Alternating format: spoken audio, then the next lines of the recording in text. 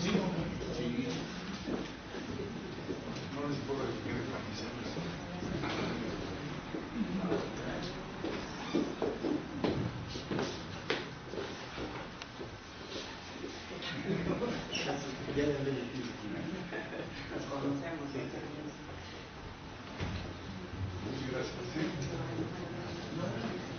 Muy buenas tardes, tengan todos ustedes.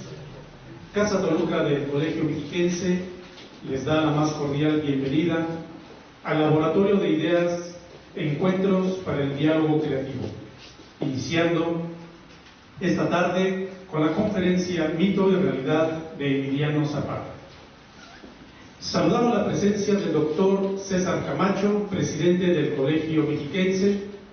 Damos la más cordial bienvenida al doctor Javier García Diego, conferenciante esta tarde, así como también a la doctora Regina Tapia Chávez, investigadora del Colegio Mexiquense y directora del Archivo General Agrario, a la comunidad académica, administrativa, público en general, medios de comunicación, sean todos bienvenidos.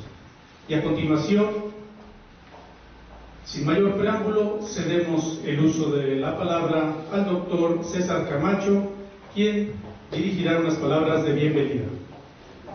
Muchas gracias. Lo hago gustoso porque para el Colegio Mexiquense es un momento celebratorio reiniciar una tradición sana, que es hacer que nuestro colegio sea una caja de resonancia, un espacio para la libertad, para aprender, para compartir conocimientos y para hacer que las ideas se puedan verter en un laboratorio.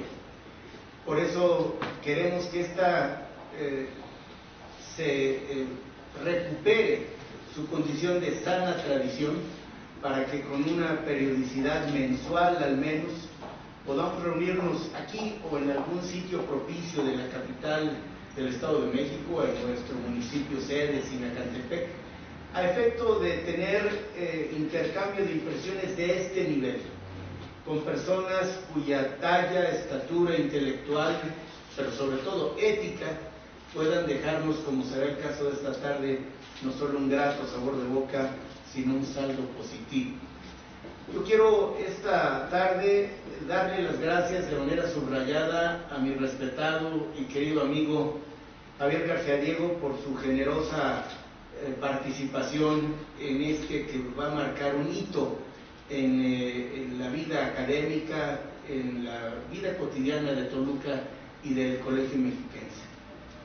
Javier García Diego tiene, como bien lo saben ustedes, todas las credenciales para estar en condiciones de enseñar. No obstante, su actitud amigable y generosa le permiten más bien compartir experiencias de vida. Tiene una sólida trayectoria académica, es un respetadísimo historiador mexicano que ha puesto el énfasis en la última parte del siglo XIX, en el inicio del siglo XX, yo diría en el periodo postrevolucionario, que es tan rico, tan fecundo y debe ser muy aleccionador. Quiero darle las gracias a Regina porque nos ha hecho el favor, no obstante su alta responsabilidad en el Archivo Agrario Nacional, de darnos un poco de su tiempo, porque está profesional y fraternalmente vinculada al colegio y le apreciamos su disposición, su actitud siempre dispuesta a servir. Y dos palabras sobre Zapata, que es, sin proponérselo, un personaje de la historia nacional que efectivamente ha permitido su recia personalidad haberse fraguado a su alrededor todo un mito. No obstante, seguramente hoy veremos a Zapata de carne y hueso, a este caudillo del sur que, entre otros sitios, estuvo en el sur del Estado de México, en la zona de Huilan, Marinalco, Tianguistenco y demás. Esta persona que fue uno de quienes hicieron que una reivindicación política, el arranque de la revolución el 20 de noviembre de 1910, deviniera en un movimiento social reivindicatorio, cuya vigencia no solo, o cuya legitimidad nadie pone en duda, sino que hoy mismo tenemos polvos de aquellos lodos, a un siglo de distancia. Y este personaje, a quien desde el poder le cegaron la vida en la hacienda de Chinameca, hoy mismo sigue dándonos lecciones de vida. Sin más, gracias otra vez, querido Javier, por estar entre nosotros, porque no solo hiciste, sino mantienes amigos que te queremos y respetamos en el Estado de México y subrayadamente en el colegio. Gracias. Gracias.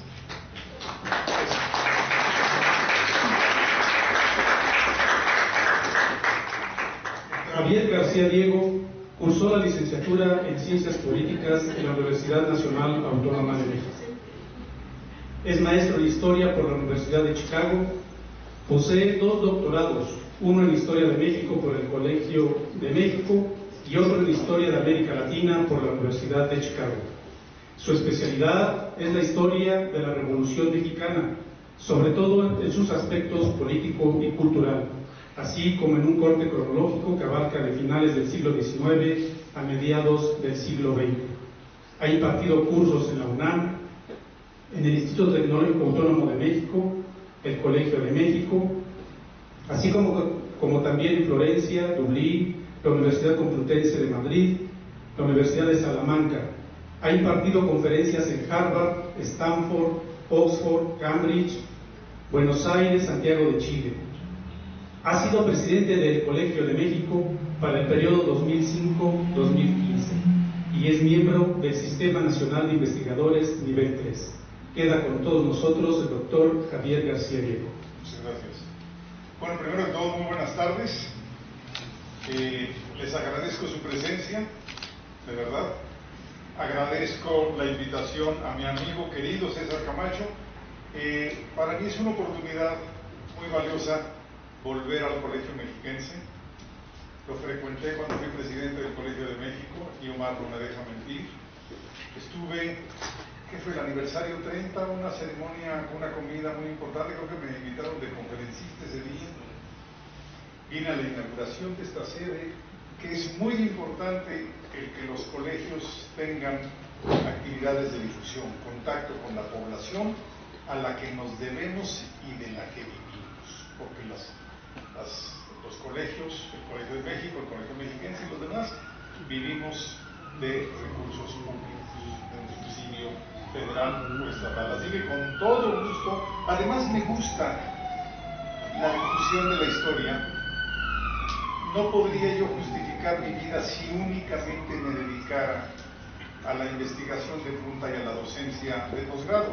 Lo hago, pero además mi compromiso difusor es prioritario. Así que, dados estos agradecimientos, obviamente a Regina, que me va a comentar, y a ustedes les adelanto que me encantaría tener un diálogo después, algunas preguntas, críticas, comentarios, para que la charla sea de todos. Ahora, el tema que se fijó fue Emiliano Zapata a 100 años de su asesinato. Afortunadamente se cambió el título, lo platicamos César y yo, para no dar una visión necrológica del asunto, y más que necrológica, digamos, creo que ya debemos dejar de hablar de asesinatos, aunque sea por una tarde, ¿no? Entonces, vamos a tratar de analizar a Zapata en su complejidad y no únicamente en aquel 10 de abril de Chinameca, al que llegaremos al final de la charla, pero sí quisiera dar una visión más general. Ahora, no solamente se cumple este año, ¿sí?, la efeméride de los 100 años del asesinato, también se cumplen los 140 años de su nacimiento. Zapata nació en 1879, así que depende de la actitud de ustedes. Si quieren, no podemos decir celebrar o festejar, tenemos que decir conmemorar, que quiere decir recordar juntos, así de sencillo. Si ustedes quieren conmemorar la muerte o el nacimiento de Zapata. A mí me gusta más el nacimiento, así que si me permite. También he de decir, antes de entrar ya en el tema, sí, esta es una charla que tiene que ver con una efeméride. Repito, puede ser el nacimiento o la muerte. El maestro Luis González, no sé cuántos de ustedes lo conocieron, me queda claro que Omar sí. El maestro Luis González ponía en duda a la historia calendárica, la historia efemerística, la historia broncínia. Y decía, los historiadores a veces nos acordamos de acontecimientos, de procesos, de personajes cuando cumplen, ¿sí?, una efeméride. No siempre la historiografía que se produce en relación a una efeméride es la mejor, pero también decía Luis González, es peor la amnesia histórica. Peor que la historia calendárica, la amnesia histórica. Entonces no debemos dejar pasar estos procesos, estos personajes, estos acontecimientos que realmente marcaron parte esencial de nuestra historia. A pesar de que es una charla, sí, con un carácter broncíneo, efemerístico, calendárico, yo voy a asumir una postura crítica, ¿sí? Crítica en el sentido más pleno del término, una postura académica. Y déjenme ya entrar al tema haciendo una simple salvedad, pues ya entramos al tema. Está muy bien que el gobierno federal promueva la reflexión histórica, el conocimiento histórico. Hacía mucho tiempo que no teníamos un presidente tan interesado en las cuestiones históricas. Sin embargo, una cosa es promover y otra cosa es definir. Las autoridades no deben dar definiciones históricas porque nadie las puede dar, tampoco los académicos, por cierto. Pero los académicos estamos acostumbrados a no darlas, sabemos que no las debemos dar, porque la historia cambia constantemente. Cada generación, cada historiador tiene su propia visión de la historia. Entonces, a mí me parece que Emiliano Zapata es un personaje que ha sido visto, en términos generales, desde dos perspectivas. Uno podría decirme, hay varias más, sí, pero voy ahorita a hablar de dos. Una, la visión gubernamental, y otra, la perspectiva de la izquierda. Curiosamente, ambas coinciden en ciertos elementos y se distancian en otros. Por ejemplo, ambas perspectivas, la gubernamental y la de la izquierda, son abiertamente simpatizantes de Zapata. Es un personaje que, digamos, atrae desde esas dos perspectivas grandes elogios. Estaba plenamente integrada a la economía nacional. La cronología del movimiento zapatista es una cronología común a la Revolución Mexicana. O sea, surge en 1910 y concluye hasta 1919-20, igual que el resto de la Revolución Mexicana. Así que de ninguna manera podemos decir que es un movimiento autárquico dentro de la revolución.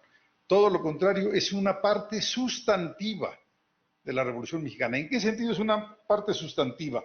Porque la Revolución Mexicana sin zapatismo, repito, la Revolución Mexicana sin zapatismo hubiera sido un movimiento, claro que lo hubiera, no se conjuga en historia, a mis alumnos los repruebo, tan pronto usan esa palabra en cualquier examen, pero ahorita no estamos en exámenes, entonces me voy a permitir usarlo y decir, sin zapatismo, la Revolución Mexicana hubiera sido un movimiento norteño, clase mediero y predominantemente político. Las demandas de Madero, de Carranza, de Vázquez, de Maytorena son políticas. Y también, por otro lado, el zapatismo sin la Revolución Mexicana como un proceso nacional que le da cobertura, hubiera sido una rebelión campesina. Nada más. Pero la diferencia entre revolución campesina y una revolución es brutal. Podríamos decir, para resumirlo, una rebelión campesina es un movimiento localizado y monoclasista. Las revoluciones tienen que ser escenarios amplios y pluriclasistas. Esa es la diferencia básica entre ambos procesos. Entonces, tratemos de entender cómo estalla eso que llamamos el movimiento zapatista. Tuvo, como todos los movimientos que estallaron en la Revolución Mexicana, porque repito, la Revolución Mexicana es la suma de varios movimientos regionales. Tuvo, como todos ellos, causas socioeconómicas y causas políticas. La causa socioeconómica fundamental, la que se ha utilizado tanto por los historiadores a lo largo del siglo XX, es que las comunidades campesinas de Morelos y de los estados vecinos, ¿sí?, Guerrero, Puebla, Estado de México, incluso el Distrito Federal, la zona de la Jusco y demás, habían padecido usurpación de tierras por parte de las haciendas. Lo cierto es que efectivamente, si uno revisa los archivos de finales del siglo XIX, principios del siglo XX, encuentra algunas usurpaciones, no tantas como se sostenía políticamente. Y además nunca generales, siempre eran usurpaciones parciales. Por otro lado, hemos encontrado que el proceso de, digamos, traslado de propiedad de tierras de las comunidades, ¿sí?, a las haciendas no solamente se dio vía usurpación. Aprovechando las leyes de desamortización, algunos miembros de las comunidades adquirieron tierras, las privatizaron y posteriormente las revendieron a hacendados vecinos. Entonces, no es nada más procesos de usurpación. Hubo procesos de concentración vía simplemente compraventa de tierras. También hubo el cese de arrendamiento. ¿Qué quiere decir esto? Que algunas haciendas tenían tantas tierras, ¿sí?, que producían, explotaban directamente parte de sus tierras, pero otras las arrendaban a rancheros, ¿sí?, a pequeños, medianos propietarios o incluso a comunidades. Para finales del Porfiriato, digamos los últimos años del Porfiriato, principios del siglo XX, para decirlo más concreto,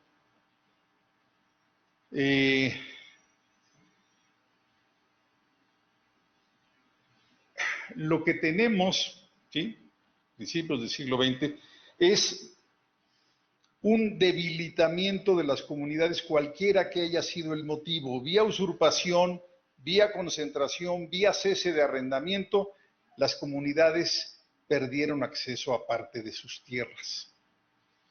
El problema para entender la revolución es que esas comunidades que perdieron el acceso a parte de sus tierras, repito, vía usurpación, vía venta o vía cese de arrendamiento, es que las comunidades siguieron vivas, siguieron existiendo como entidades con derechos políticos, con identidad histórica, con sentido de comunidad, pero enojadas por haber perdido tierras.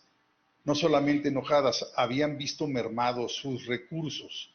Y la situación explosiva por excelencia, comparemos, por ejemplo, la situación mexicana con la situación norteamericana o la situación sudamericana. Cuando llegan nuevos habitantes y exterminan a los pobladores originarios, se oye horrible lo que voy a decir, pero la problemática posterior es menor, porque los desaparecieron. ¿Sí? Piensen lo que pasó con las comunidades originarias en Norteamérica o en algunos lugares de Sudamérica. En cambio, en México sobrevivieron las comunidades, tenían pues una personalidad histórica que se remontaba a veces al siglo XVI. Eso hizo especialmente explosiva la condición de las comunidades a principios del siglo XX. Las otras causas, las causas políticas, son más fáciles de entender, pero igualmente relevantes. A finales del Porfiriato murió el gobernador de Morelos, un compañero de armas, un general liberal, de los viejos compañeros de Porfirio Díaz, de apellido Alarcón. A Porfirio Díaz se le hizo fácil sustituirlo mediante la imposición, vía elecciones, 1909, de un hacendado, de un miembro del grupo científico, de nombre Pablo Escandón. Y la verdad es que esto no fue bien recibido. En Morelos, el gobernador Alarcón había sido un gobernador bastante liberal, ¿sí?, no era un hacendado, y entonces surgió una oposición, lo que llamamos la oposición leivista, ¿sí?, del ingeniero Leiva, una oposición básicamente de clases medias locales, profesionistas, comerciantes, profesores de Cuernavaca, Jojutla, Cuautla y demás poblaciones del estado. Sin embargo, a esa oposición clase mediera que surge en 1909 en un proceso electoral abierto, ¿sí?, competido, se le sumaron algunas comunidades rurales, mostrando dos cosas. Uno, que tenían intereses políticos. Esta idea de que las comunidades rurales de Morelos solo les interesaba la tierra y no les interesaba la política, queda desmentida con esta participación. Y segundo, también la participación en alianza entre clases medias y comunidades campesinas en el movimiento leivista son altamente reveladoras. Algunas de esas comunidades, ¿sí?, rurales que participan en el movimiento leivista de 1909 se van a llamar zapatistas poco después. De hecho, el propio Zapata, el mismo Zapata, participó, claro, en un lugar no protagónico en las campañas del leivismo de 1909. Fue para él un magnífico laboratorio político, un laboratorio de aprendizaje brutal.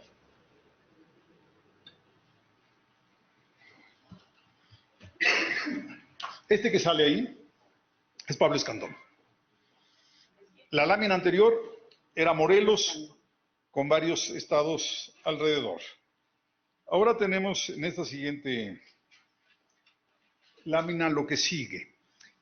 Por alguna razón que no viene a cuento explicar ahorita, no hubo continuidad entre el movimiento clasemediero leivista de 1909 y el movimiento antirreeleccionista pacífico de 1910, y mucho menos con el movimiento antirreeleccionista armado de noviembre de 1910 a mayo de 1911, porque hay que distinguir siempre antirreeleccionismo pacífico, el electoral, el de mediados de 1910, con el de finales de año, que es una lucha armada.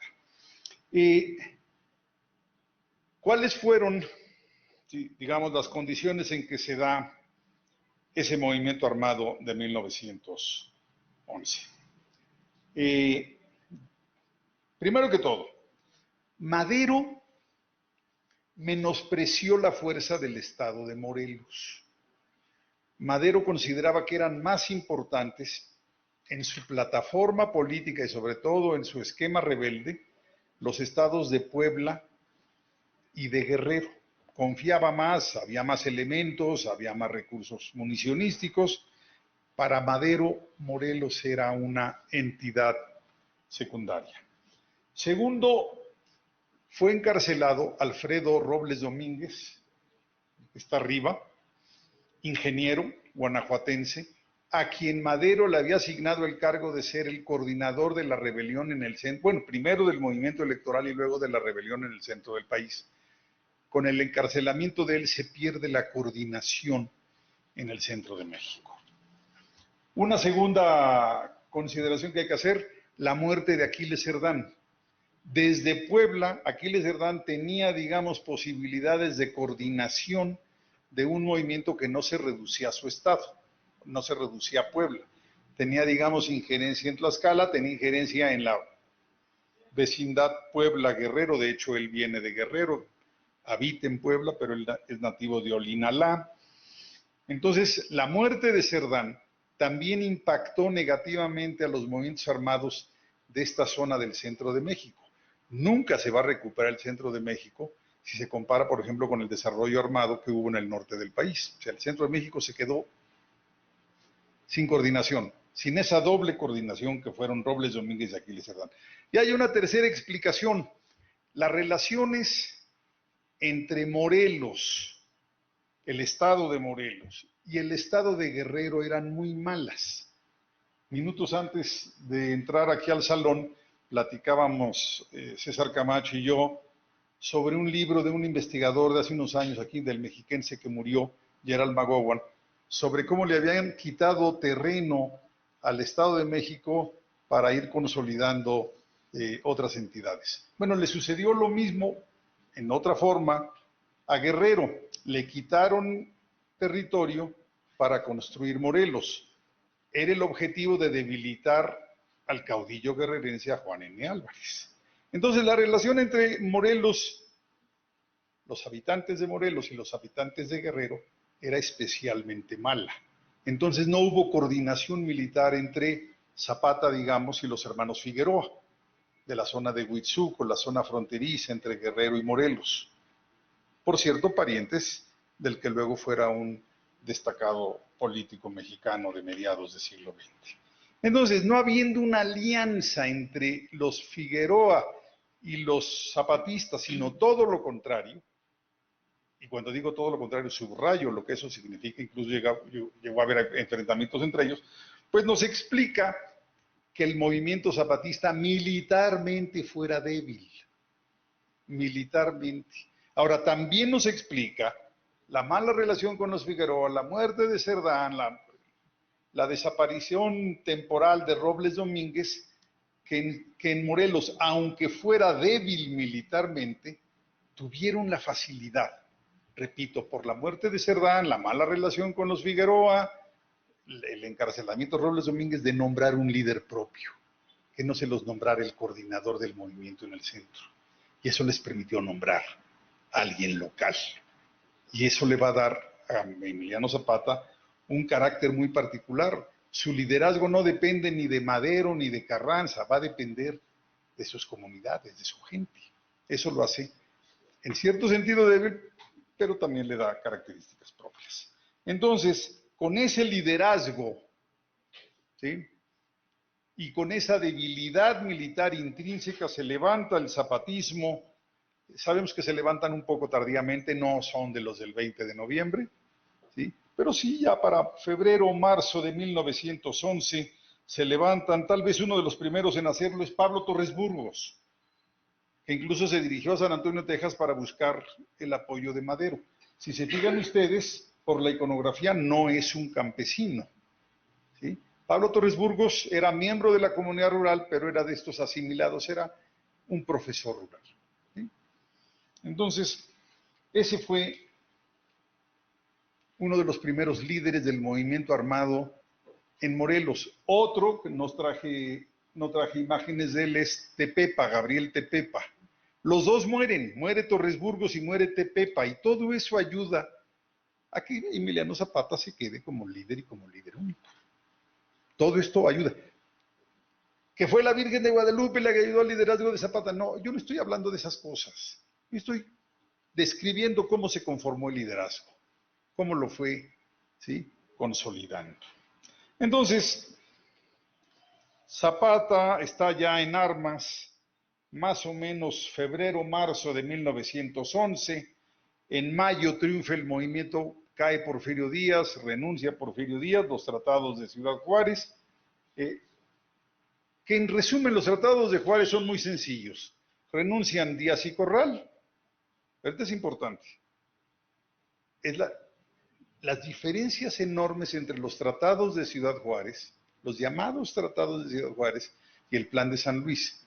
En el Plan de San Luis, Madero se adjudica la presidencia, desconoce las elecciones de mediados de 1910 y desconoce a todas las autoridades emanadas de esas elecciones. En los tratados de Juárez, de mayo de 1911, acepta la renuncia de Porfirio Díaz. Y cuando digo acepta la renuncia, quiere decir que acepta la legalidad de su presidencia. Si no, la renuncia no hubiera tenido sentido. Y no solamente es una renuncia legal, es una renuncia ante la Cámara de Diputados.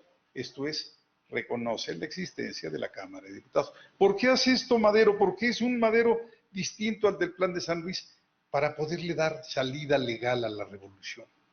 Entonces, acepta la renuncia de Díaz, la renuncia se da ante la Cámara de Diputados, que formalmente Madero había desconocido, y además, según la Constitución de 57, que en ausencia de presidente y vicepresidente, quien queda al frente de la nación es el secretario de Relaciones Exteriores, Francisco León de la Barra.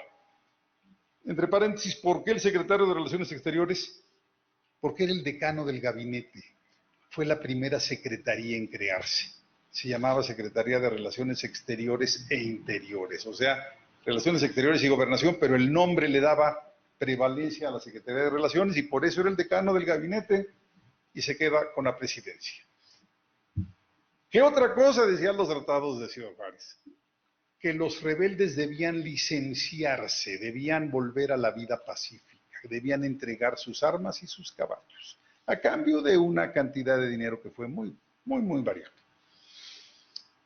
Los zapatistas, estamos hablando ya de junio de 1911, ¿sí? Los tratados de Juárez son de finales de mayo, no aceptan el licenciamiento, no aceptan entregar las armas y dicen, a nosotros no nos interesa la renuncia de Porfirio Díaz, nosotros no estamos en esto por la reelección de Porfirio Díaz, estamos aquí por la recuperación de las tierras, entonces no vamos a entregar las armas hasta que no nos devuelvan las tierras.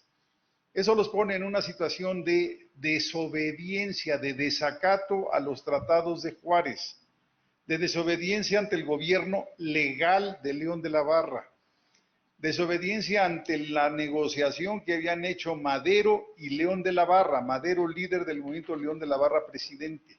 Entonces se les anuncia que si no entregan las armas van a ser tratados como rebeldes, ¿sí? Y que habrá una campaña militar contra ellos. Y se inicia la campaña militar julio-agosto de 1911, la encabeza Victoriano Huerta. Pero por favor no caigan en el sospechosismo de los mexicanos, de que, sí, pues Huerta ya estaba ahí planeando la muerte de Madero. No. Está ahí porque León de la Barra le asigna esa responsabilidad. Era uno de los militares más eficientes del Porfiriato, que tenía mejores resultados. Otro día, si quieren, podemos hablar de Victoriano Huerta, pero no es el momento aquí. Entonces, entran las fuerzas de la Barra y de Huerta a Morelos, ¿sí? Hacia mediados de 1911, en la primera ilustración, semanas antes, está Madero tratando de convencer a Zapata, esa ilustración debe ser de junio, está tratando de convencerlo de que entregue sus armas. ¿Sí?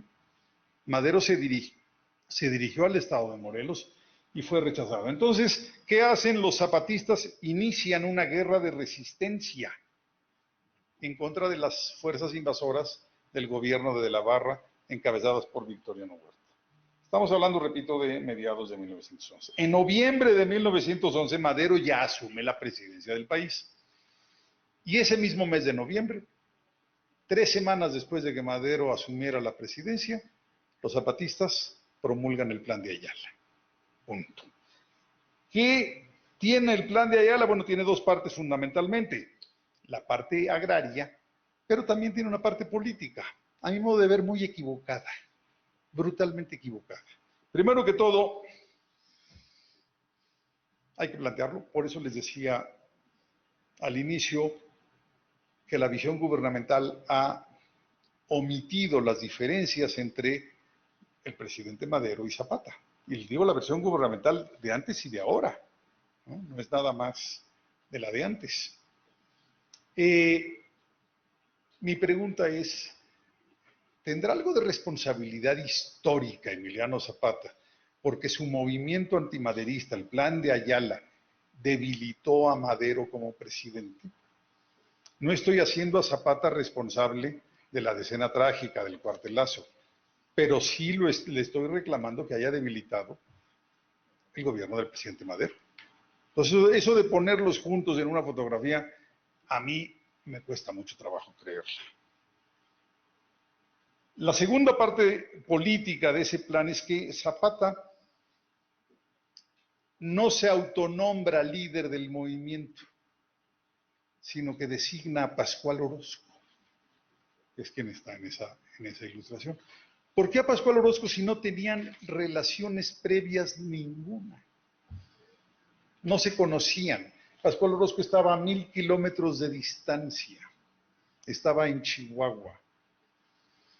¿Por qué? Porque Pascual Orozco había sido el líder del movimiento armado contra Porfirio Díaz. Pascual Orozco ni siquiera se tomó la molestia de contestar a la propuesta que hacían en el Plan de Ayala de nombrarlo líder del movimiento nacional antimaderista. Entonces, esa es la parte que yo considero criticable del Plan de Ayala. Me parece importante subrayarlo. No veamos en el Plan de Ayala, el documento perfecto, no lo es, no lo fue, en fin. Ahora, esto también es prueba de que el movimiento zapatista no es un movimiento autárquico, está buscando alianzas nada menos que con Pascual Orozco. Está inmiscuido en la política nacional, de ahí el desconocimiento que hace del gobierno de Madero. Y además establece relaciones durante esos meses con otros revolucionarios no maderistas, como Juan Andreu Almazán, como los hermanos Vázquez Gómez, como Gildardo Magaña y otros más. Conclusión, no veamos al movimiento de Emiliano Zapata como un movimiento ajeno a la Revolución Mexicana. Ahora, siguiente asunto, ¿quién era este Emiliano Zapata? Hemos hablado de él y no lo hemos caracterizado. Las imágenes no nos dejan mentir. Primero que todo, su apellido materno era Salazar, Zapata Salazar. Ambas familias muy reconocidas socialmente en la región de Villa de Ayala, en la región central de Morelos, como familias de prestancia histórica. Sobre todo la familia Salazar había tenido un protagonismo en el siglo XIX en Morelos que se remontaba a las guerras de independencia. No es que fueran los máximos líderes del movimiento independentista en esa zona del país, todavía no se llamaba Morelos, ¿sí? Pero sin lugar a duda era una familia reconocida, prestigiada y acomodada. Era una familia con recursos, era una familia con ganado, era una familia con tierras y sin lugar a dudas era una familia con trabajadores, no muchos, pero algunos. Si se fijan, ese caballo no lo prepara quien lo monta. Siempre hay una frase que es, prepárame al caballo. Eso no lo preparó Zapata. Hay un trabajador ahí que le cuida a su caballo, que se lo ensilla y demás. Zapata, repito, era un miembro de una familia no solamente reconocida, sino con recursos. Charro. Nunca lo verán vestido de calzón de manta. Y además, charro con ciertos lujos, la botonadura de plata, y parece que los sombreros lo volvían loco, los sombreros de charro.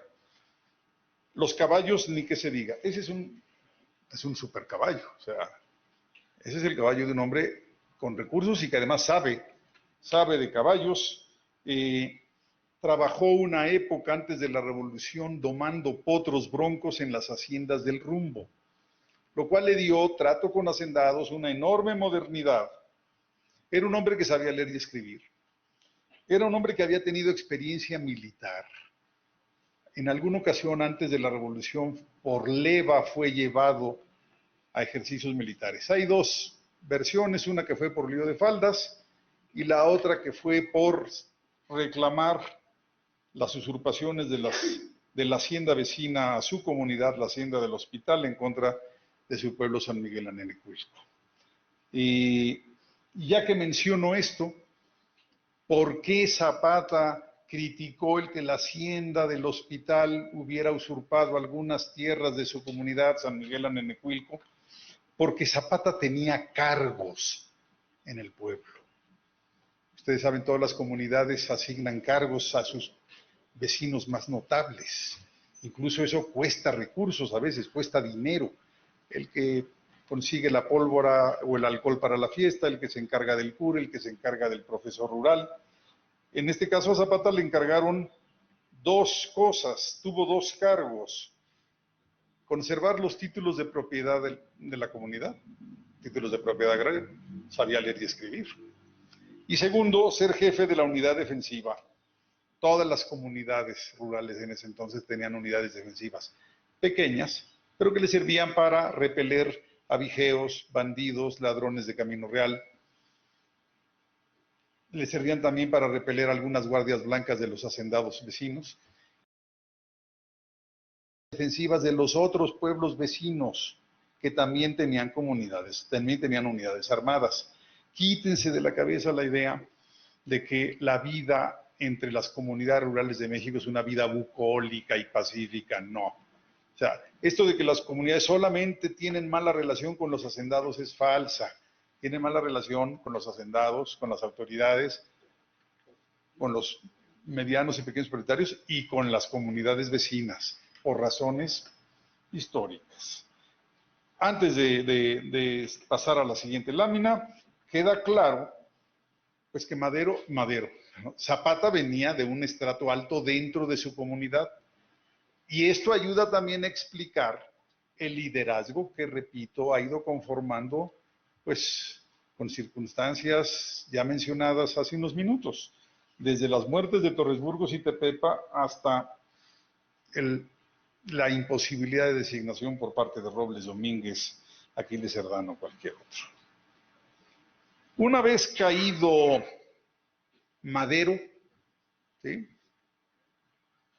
contra el que luchó Zapata desde noviembre desde el mes que llegó a la presidencia hasta que terminó derrocado y asesinado, ¿sí?, los zapatistas continuaron su lucha contra Victoriano Huerta.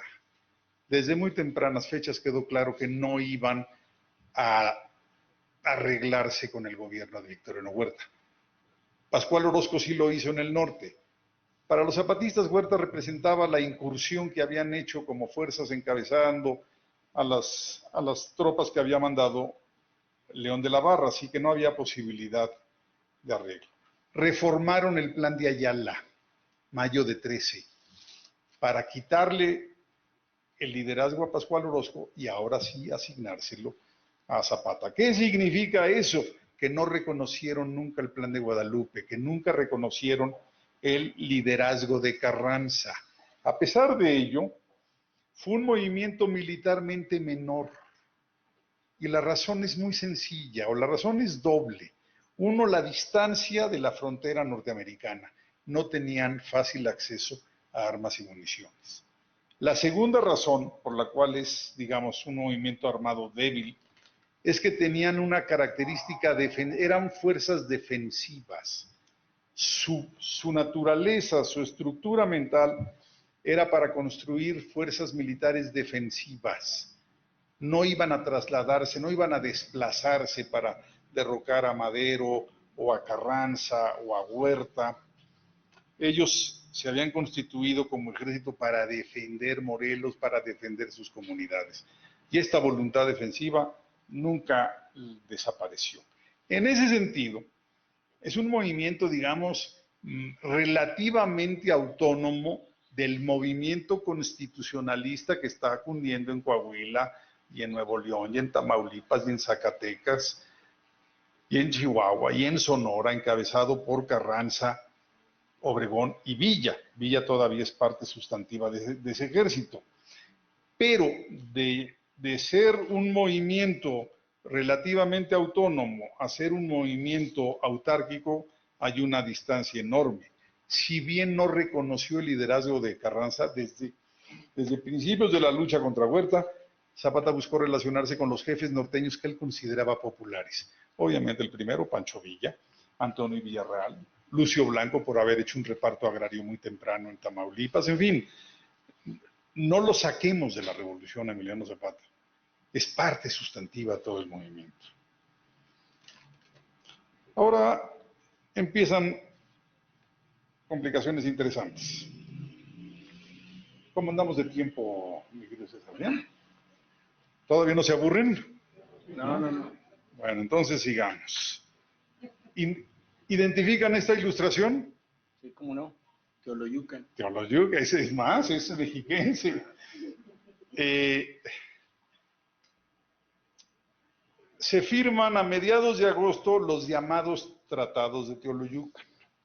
Se firman cuando llegan los ejércitos norteños, confluyen en Teoloyucan los ejércitos de Pablo González, Jesús Carranza y Carranza, digamos, y los ejércitos de Álvaro Obregón.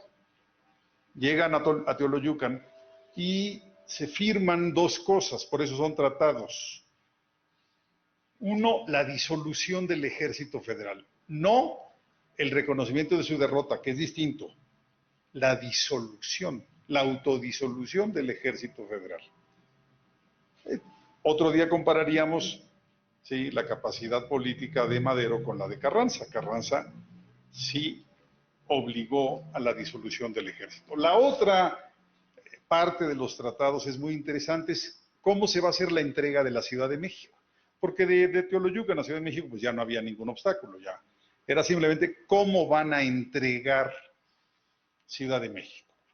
Es muy concreto, muy específico. Bueno, las fuerzas federales huertistas se van a desarmar, se van a desplazar, van a entregar uniformes y armas en tales y cuales lugares se determinan estos.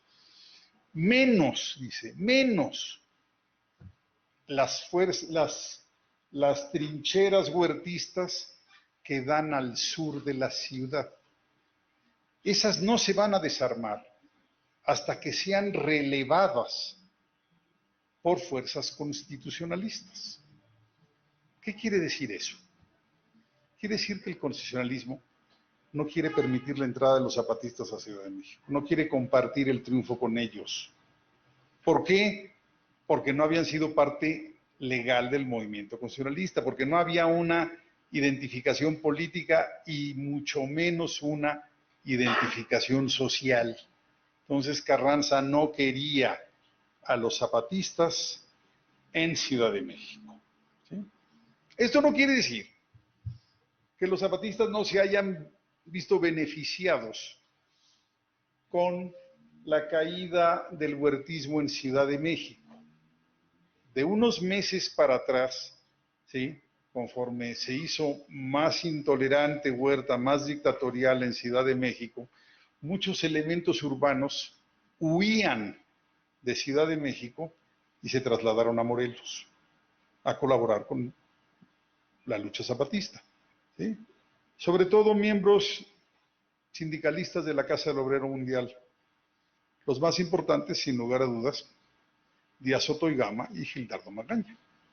No confundir, Díaz Soto y Gama potosino, Gildardo Magaña Michoacán. Pero vean ustedes cómo ya se le meten elementos no propios, no locales, no morelenses, ¿sí? Bueno, pues, ¿qué fue lo que resultó de este enfrentamiento entre Carranza y los zapatistas, o este no avenimiento, en que meses después, cuando estalla la lucha entre constitucionalistas y convencionistas, los zapatistas reconozcan a la convención, ¿sí?, a la llamada Convención de Aguascalientes? Otra vez, esto es prueba contundente de que el zapatismo no se mantuvo al margen de la Revolución Mexicana, de que fue parte sustantiva de ello. Ahora, Zapata envía una comitiva a Aguascalientes, pero obviamente no envía a jefes locales, propios, morelenses viejos. Manda a los urbanos allegados recientemente al zapatismo. ¿Por qué? Porque son mejores tribunos, son mejores legisladores, saben de política, saben de leyes, no sus jefes originarios. Entonces, quienes van a Aguascalientes representando al zapatismo es, por ejemplo, Díaz Soto y Gama, anarcosindicalista de San Luis Potosí. Otra condición importante es que finalmente se encuentran, así como se encontraron los carrancistas y obregonistas en Teoloyucan, meses después se encontraron zapatistas y villistas en Ciudad de México. Ahí está la prueba contundente. La famosa comida en Sanborns, la famosa foto en la silla presidencial. Antes se encontraron en Xochimilco, villistas y zapatistas, y establecieron el llamado Pacto de Xochimilco. Estamos hablando de principios de diciembre de 1914. ¿En qué consistió ese pacto? Es muy sencillo. Villa le ofreció armas y municiones a los zapatistas. Villa contaba con armas y municiones, tenía recursos, dinero, y tenía frontera con Estados Unidos. Los zapatistas le ofrecieron colaborar en la lucha contra el carrancismo, en la lucha que estaba a punto de estallar semanas después, la lucha constitucionalistas contra convencionistas. Bueno, lo cierto es que ese pacto de Xochimilco nunca funcionó. Los villistas no le dieron armas a los zapatistas. Voy a ser muy duro porque los despreciaban militarmente, ¿sí? Y los zapatistas decidieron no participar en la lucha contra los constitucionalistas, contra Carranza, contra Obregón. Esto es no ir a Celaya, para ponerlo muy fácil, no ir a Puebla, no ir a Veracruz, no ir a Líbano. Y lo que decidieron fue transformar Morelos. Esto se da en 1915, mientras Villa está peleando en Celaya, León, Aguascalientes, el Ébano. ¿Sí? El zapatismo hizo lo que Adolfo Gili ha llamado en un capítulo precioso, la Comuna de Morelos. Ahora,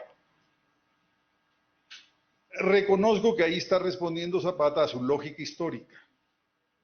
Reparte las tierras de las haciendas, quita a las autoridades huertistas de Morelos y designa autoridades por usos y costumbres en prácticamente todas las poblaciones de Morelos. ¿Sí? Eso es el plan de Ayala no solamente era rescatar tierras y aguas y bosques, era también rescatar los procedimientos tradicionales de los pueblos, rescatar la historia, las tradiciones de las comunidades. Bueno, eso estuvo muy bien. Militarmente, políticamente es el momento más aislado, más autónomo del zapatismo en los 10 años de la lucha. Sin embargo, el no haber colaborado con Villa, ¿sí?, a lo mejor nos ayudan a explicar la derrota final, no de Villa, sino del zapatismo. La crisis del zapatismo comenzó en Celaya, porque perdió al que potencialmente pudo haber sido su único aliado mayor. ¿Sí? De haber ganado Villa frente a Carranza, a los zapatistas les hubiera ido mucho mejor. Aquí están, por cierto, para no confundirnos, no pensar que es la foto de Sanborn, es una reunión del gabinete de Eulalio Gutiérrez, ¿sí?, que está en el centro norteño, coahuilense, está Zapata, está Villa, y me da la impresión que quien está junto a Villa, aunque está deformada la ilustración, me da la impresión que es Vasconcelos, secretario de Instrucción de Eulalio Gutiérrez. Pero realmente no puedo asegurarlo porque la foto está tan deformada que es muy difícil asegurarlo a ciencia cierta. Bueno, les decía que la derrota del villismo es el inicio de la crisis del zapatismo, el inicio del derrumbe del zapatismo. ¿A qué me estoy refiriendo también? Carranza tomó una decisión muy importante en 1915, desde Veracruz la tomó, él estaba en Veracruz, y dijo, en la lucha contra la convención, no voy a gastar ni un cartucho, ni un hombre en contra de los zapatistas.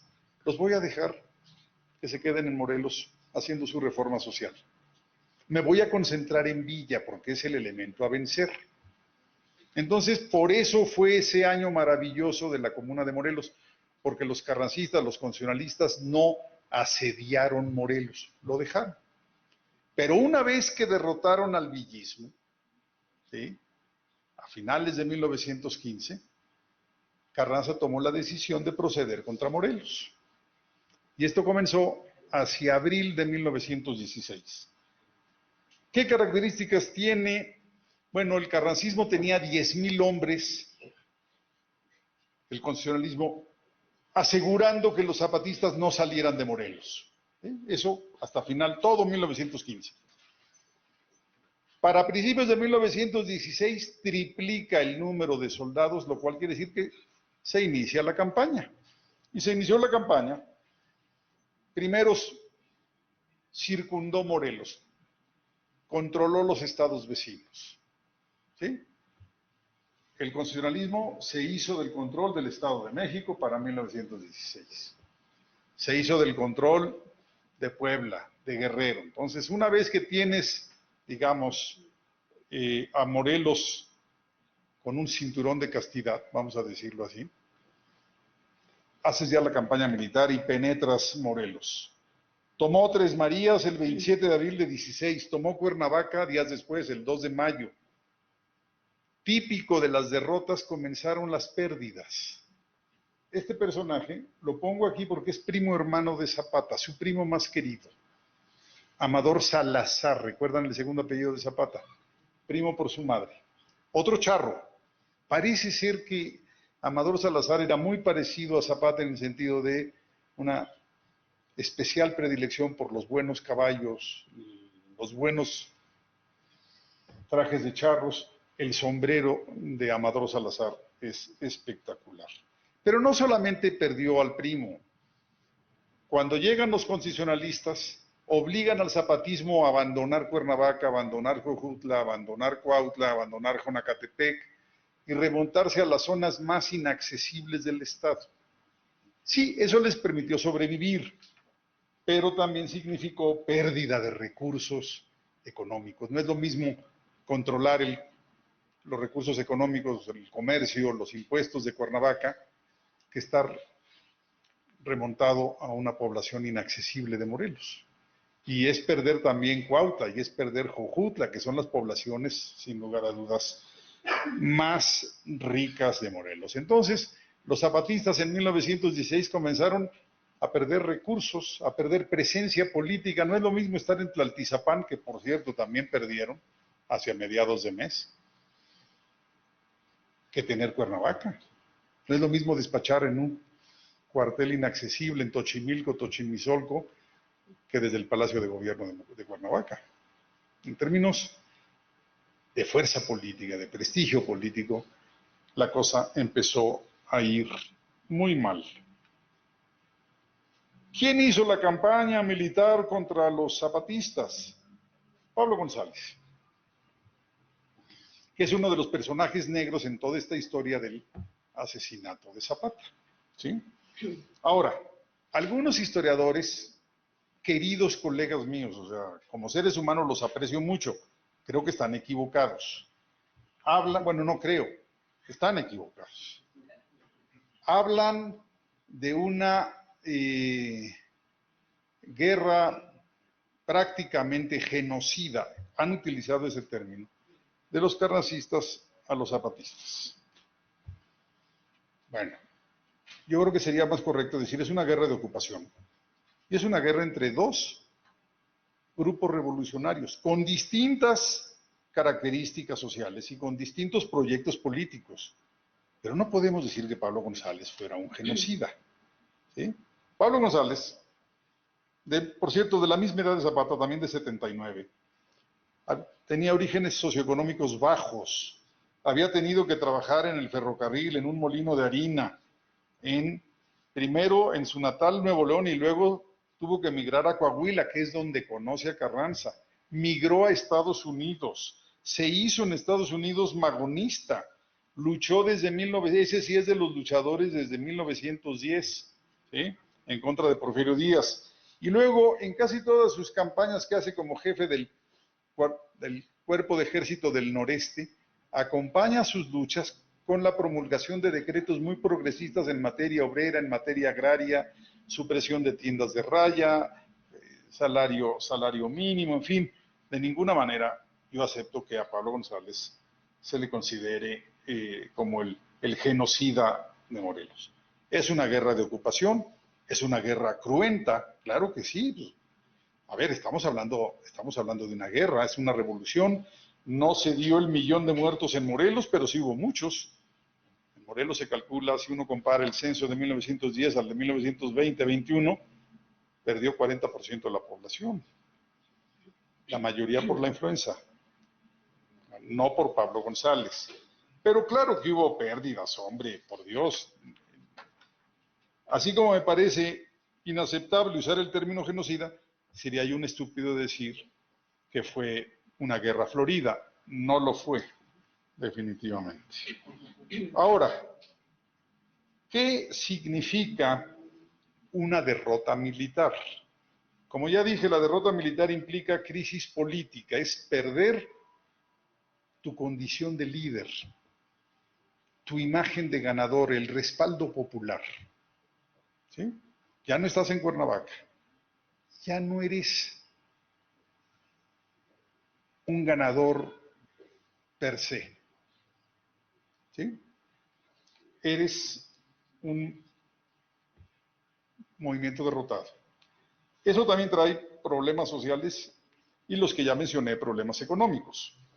También trae deserciones. Aquí, si se fijan, ya me estoy metiendo con los años que la historiografía gubernamental y la historiografía de la izquierda han evadido. No hablan de la crisis del zapatismo a la que yo me empiezo a referir, 1916 a 1919. Si no, no vamos a entender el final del zapatismo. Entonces, en estas condiciones de derrota militar que trae aparejada la derrota social y la derrota política, surgen las deserciones. Surgen eso que algunos ejércitos y algunos grupos políticos llaman traiciones. ¿Sí? No hay deserciones en los movimientos victoriosos. ¿Tú conoces alguna, César? Las deserciones se dan en los momentos de derrota. Y bueno, voy a mencionar algunos. Lorenzo Vázquez, luchador desde 1911, ya no voy a decir de qué comunidad era, él era de Los Hornos, luchador desde 1911, o sea, desde el inicio del zapatismo, firmante del Plan de Ayala, de los originales, fue primero expulsado del movimiento y luego ahorcado. Francisco Pacheco, originario de Huitzilac, él fue fusilado por Genovevo de la O, o sea, prestigiadísimo jefe zapatista. Fue acusado de que había dejado pasar a las fuerzas de Pablo González cuando tomaron Tres Marías. Vamos a lo más importante, Eufemio Zapata. Ahí está. Fue asesinado por otro líder del movimiento, otro líder campesino de nombre Sindronio Camacho. Esto sucedió en junio de 17. Inmediatamente Sindronio Camacho abandonó el movimiento y se amnistió al carrancismo. Imagínense ustedes la crisis del movimiento zapatista que permite el asesinato del hermano del líder. Hasta ese momento, además, un líder prácticamente con ribetes sobrenaturales. Si tu movimiento está fuerte, si el movimiento está consolidado, ¿sí? Identidad, solidaridad, tú no asesinas al hermano del líder. Punto. ¿Sí? ¿Por qué? Eso nos está mostrando que el movimiento se está resquebrajando como resultado de la derrota militar de principios de 1916. Y el otro es Otilio Montaño. Si se fijan por la ropa, Otilio Montaño no trae una vestimenta rural. Él era el profesor de Villa de Ayala, el que enseñó a leer y escribir a Emiliano Zapata, pero también el autor fundamental del Plan de Ayala. Y fue fusilado en mayo de 1917, un mes antes del asesinato de Eufemio Zapata.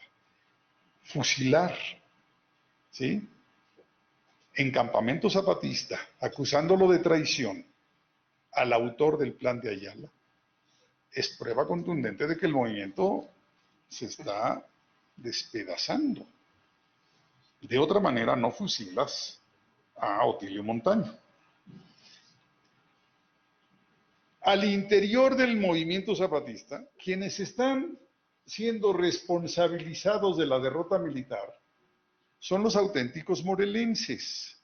Entonces, ellos pierden fuerza al interior del movimiento y quienes la empiezan a adquirir son los allegados urbanos que habían llegado al movimiento en 1914.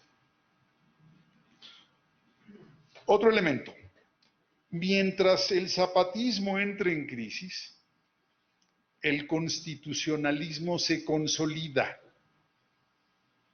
El gobierno de Carranza se asienta a nivel nacional. Ni Villa ni Zapata para 1917 tienen la más remota posibilidad de derrocar a Carranza como gobierno nacional. Tienen la posibilidad de ser una resistencia regional y en el caso de Villa, de ser un potencial conflicto internacional como lo hizo al invadir Columbus. Pero no tienen ya fuerza para convertirse en una opción nacional. Y en cambio Carranza lo que hace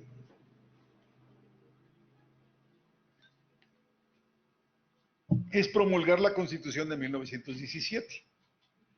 Ahora, Se preguntarán qué repercusión tiene la Constitución de 1917 con el zapatismo. Una muy importante. Ofrecen reforma agraria vía pacífica. En otras palabras, tú puedes, tu comunidad, tu pueblo de tal, puedes obtener tierras, puedes obtener reforma agraria solicitándolo al gobierno de Carranza y apoyándote en la normatividad nacional, en la Constitución de 1917. Eso fue un golpe brutal para las comunidades zapatistas. Fue muy seductor para los morelenses. Esto es, pregúntenselo ustedes, hay dos posibilidades de obtener tierras, mediante el gobierno establecido y una norma nacional, o mediante un movimiento rebelde con pocas posibilidades de triunfar, que te promete reforma agraria para cuando se obtenga el triunfo, pero ese triunfo es cada vez más evanescente.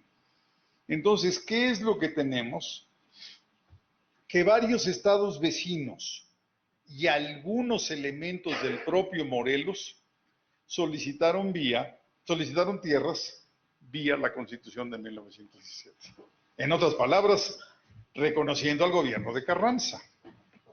¿Sí? Esto, a mi modo de ver, es importantísimo.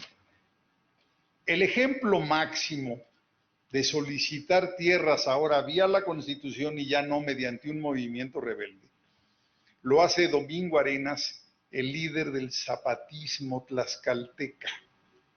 ¿Sí?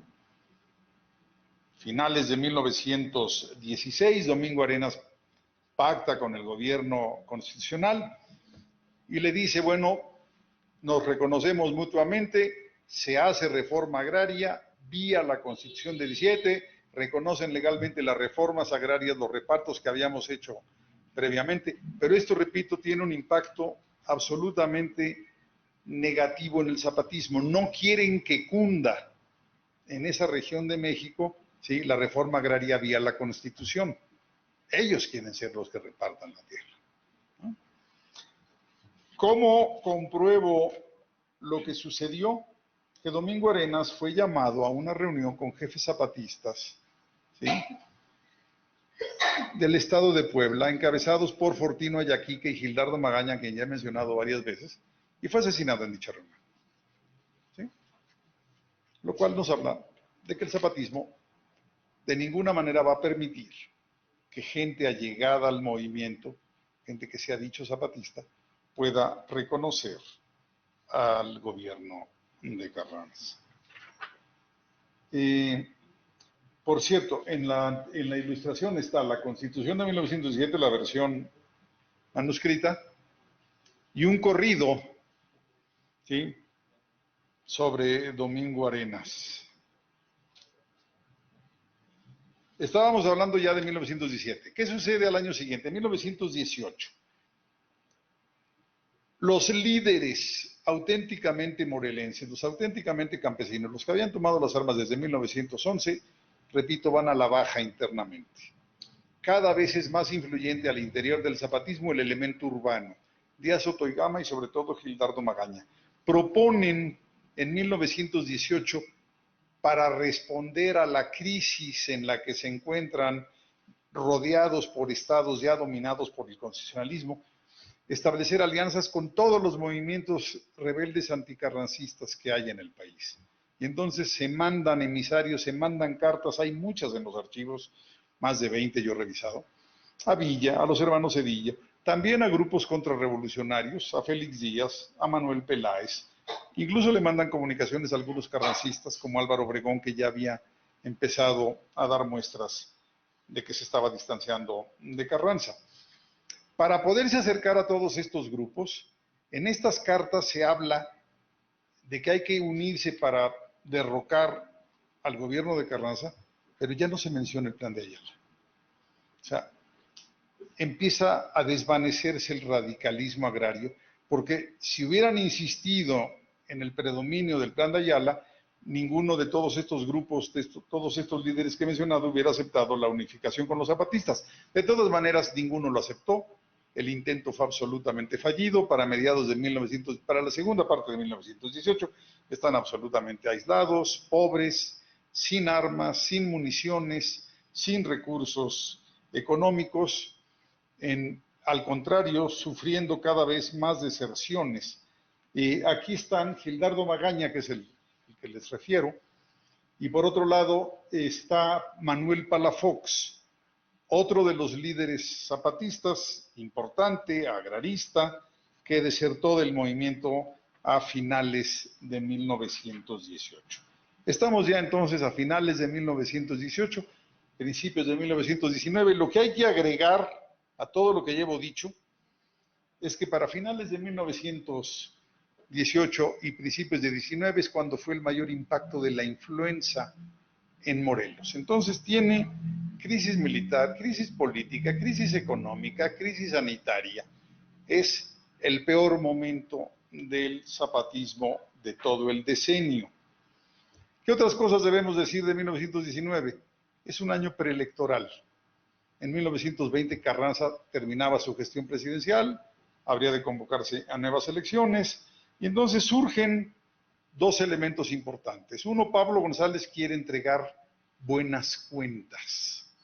Buenas cuentas puede ser avanzar en la pacificación de Morelos, pero también buenas cuentas quiere decir reactivar la economía, ¿sí? Volver a poner en producción algunas haciendas, algunos ingenios, las pocas que habían sobrevivido a la lucha armada. También quiere decir establecer autoridades constitucionalistas en las principales poblaciones de Morelos. Pero, insisto, si había la posibilidad de avanzar en la pacificación, Pablo González obviamente lo iba a tomar. El otro elemento importante es que Álvaro Obregón empieza ya abiertamente a aspirar a la presidencia desde una perspectiva independiente, esto es, no como candidato oficial de Carranza. Carranza ya había dado muestras, todavía no elegía sucesor, pero ya era claro que Álvaro Obregón no lo sería. Entonces, este es el contexto en el que tenemos que entender el asesinato de Zapata. Si no lo entendemos así, simplemente nos va a parecer un acto de martirologio. Y la verdad es que sería muy injusto tratar de entenderlo así. Existe, más bien no, yo diría no existe, predomina todavía, y este año fue subrayada esa visión, la interpretación moralista del asunto, o más bien la interpretación del asunto amoral de Chinameca, la traición de Guajardo, la felonía de Guajardo, la cobardía de Guajardo. Todo eso es cierto, ¿sí? Nadie puede negar que fue una traición, que fue una cobardía. Sin embargo, tenemos que aceptar que quien buscó el acercamiento fue Zapata. Zapata necesitaba armas, municiones, recursos, incluso hombres. Y se enteró que había habido una desaveniencia entre Jesús Guajardo y Pablo González. Y Emiliano Zapata fue el que tomó la iniciativa de acercarse a Guajardo. Guajardo inmediatamente informó a sus jefes, Carranza y González, de este acercamiento, y entonces organizaron un plan, que es el que termina en Chinameca. Aparentar que realmente Guajardo había roto con el gobierno, con Pablo González, su jefe inmediato, y con Venustiano Carranza. Una vez que se establece esta estrategia, hay dos encuentros entre Zapata y Guajardo. Uno, la víspera del asesinato en Jonacatepec, donde le entrega una cantidad de municiones.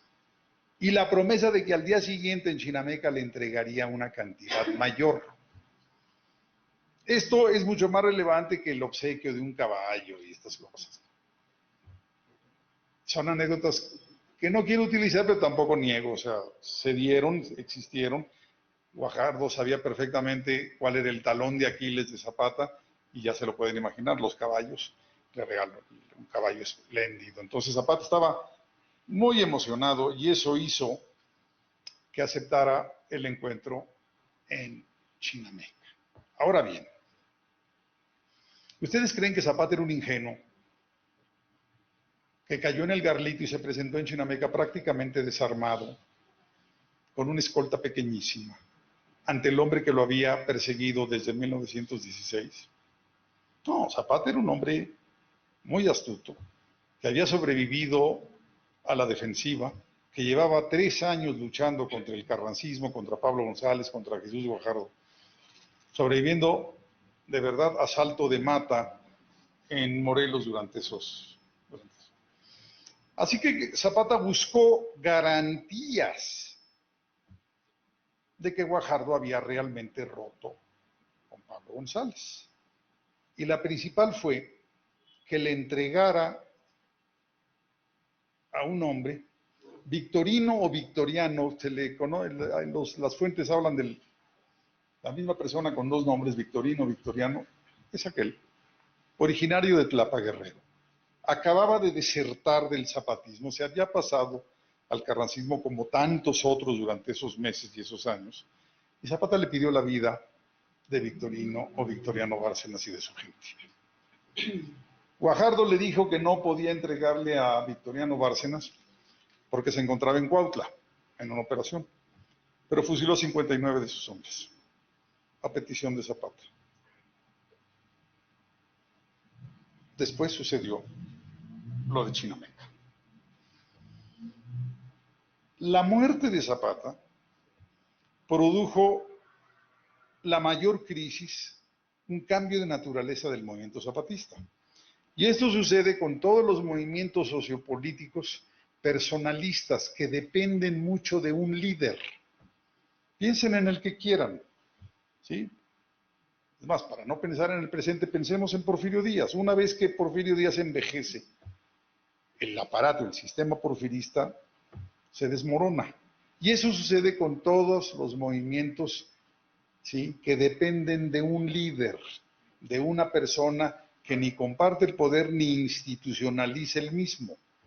Ese es el riesgo de los movimientos personalistas. Este fue el caso de Zapata. Entonces, Zapata fue sustituido no por un jefe morelense, sino por el michoacano Gildardo Magaña que hemos mencionado. Ese fue el sucesor de Zapata, ¿sí?, superando a 2 líderes auténticamente morelenses que querían el puesto, Francisco Mendoza y Maurilio Mejía. Pero quien asumió el puesto fue Magaña, y lo que hizo Magaña inmediatamente fue buscar el reconocimiento mutuo con el gobierno de Carranza. Magaña sabía que si el movimiento estaba en una gran crisis económica, política, militar, social, incluso médica, sin Zapata, hubiera sido el derrumbe total, ¿sí? Muchos pueblos ya no reconocerían a los elementos armados, muchos de los jefes campesinos no iban a obedecer a Gildardo Magaña, entonces buscó el reconocimiento de Carranza. Carranza no se lo dio, pero lo logró tan pronto llegó Álvaro Obregón al poder. ¿Sí? Álvaro Obregón y Gildardo Magaña sí entraron en un proceso de reconocimiento mutuo. De hecho, hay imágenes, ¿sí?, de cuando Álvaro Obregón entra a Ciudad de México, derroca a Carranza y entra a Ciudad de México en el balcón de Palacio Nacional, está acompañado de algunos jefes zapatistas. ¿Sí? O sea, son partícipes del triunfo. En particular, el que está en esa foto es Genovevo de Lauro. Concluyo. Para mí es inútil la discusión que han sostenido algunos historiadores de romantizar el movimiento, que sostienen, Zapata, una vez establecido el gobierno de Obregón, de haber vivido se hubiera levantado otra vez. Bueno, el hubiera, yo no lo reconozco, no lo practico, pero sí puedo decirles lo que sucedió. Lo que sucedió es que no había Zapata. Gildardo Magaña reconoció al gobierno de la Huerta y luego al gobierno de Obregón, a cambio de una reforma agraria estatal. Sí hubo reforma agraria en Morelos. Las pocas haciendas que sobreviven hoy en día están convertidas en hoteles.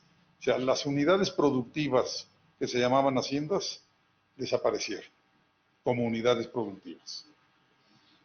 Los puestos políticos locales se dieron en buena medida a los allegados urbanos del zapatismo. Yo no sé qué tanto frecuenten la carretera que va de Ciudad de México a Cuernavaca, pero después de Tres Marías, ¿sí?, hay un anuncio de una población que se llama Doctor Parrés. ¿Sí? Bueno, era el médico del ejército zapatista. Elemento urbano ha llegado al movimiento. Fue hecho gobernador y muchos otros puestos en las localidades zapatistas se les dieron a estos allegados. Para otros allegados, perdón, se creó el Partido Nacional Agrarista. Ahí está. Es llevar la reforma agraria, la exigencia de tierras de los zapatistas, institucionalizarla y llevarla a la Cámara de Diputados. Esto es darle una salida legislativa, normativa, vía leyes, no vía toma de tierras. Y se creó el Partido Nacional Agrarista. Lo mejor que le puede suceder a un país es institucionalizar los reclamos sociales. Esto no quiere decir soterrarlos, no. Quiere decir procesarlos pacífica y políticamente, que es como debe ser. Entonces, se crea el Partido Nacional Agrarista. Se crea una división al interior del Ejército Nacional, la División del Sur, para los zapatistas. Y bueno, finalmente los herederos de Zapata, sus familiares, ¿sí?, transitaron perfectamente al PNR, al PRM y al PRI. O sea, a mí no me convence la idea de que Zapata se hubiera levantado otra vez en armas. Gildardo Magaña fue gobernador de Michoacán y potencial candidato presidencial después de Lázaro Cárdenas. Ahora, esta crisis final que estoy describiendo no invalida al movimiento zapatista. O sea, su verdadera importancia histórica no radica en su fuerza militar, que no la tuvo. O sea, Porfirio Díaz cayó por los ejércitos del norte, Madero cayó por un cuartelazo militar del ejército federal, ¿sí? Huerta cayó por los ejércitos del norte, Carranza cayó por los ejércitos del norte, por los obregonistas. Los zapatistas nunca incidieron en un cambio político nacional a través de su ejército. ¿Por qué? Porque no tenían esa fuerza. Su importancia entonces no fue militar, tampoco es política. Nunca produjeron un documento como la Constitución de 1917. No tenían esos recursos políticos, ideológicos, intelectuales.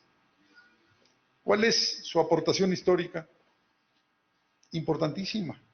Si se fijan, los principales documentos de la Revolución Mexicana en sus inicios eran políticos. Plan de San Luis, no reelección. El Plan de Ayala introduce el tema agrario en la Revolución Mexicana.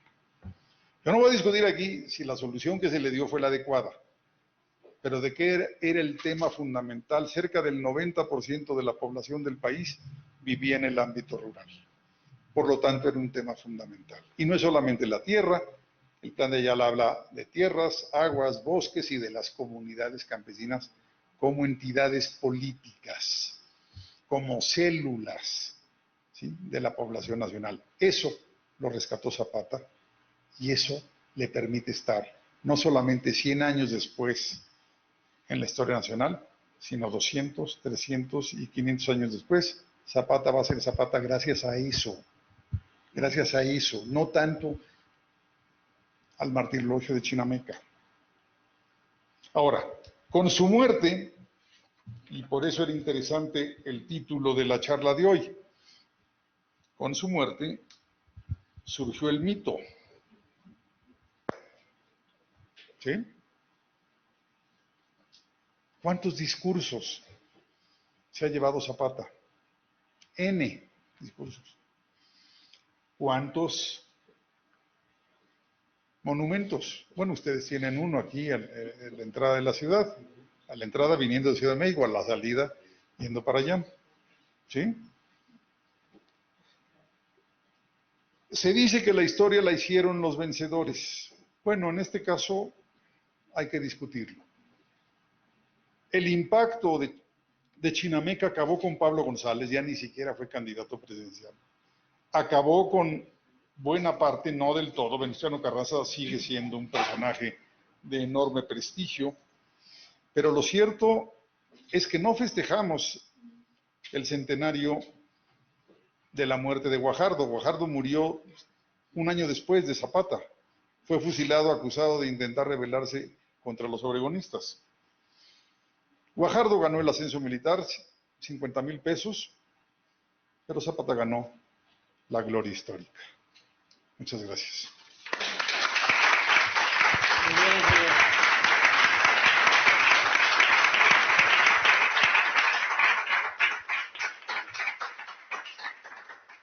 La doctora Regina Tapia Chávez es maestra y doctora en Historia por el Colegio de México, profesora e investigadora del Colegio Mexiquense, actualmente directora del Archivo General Agrario.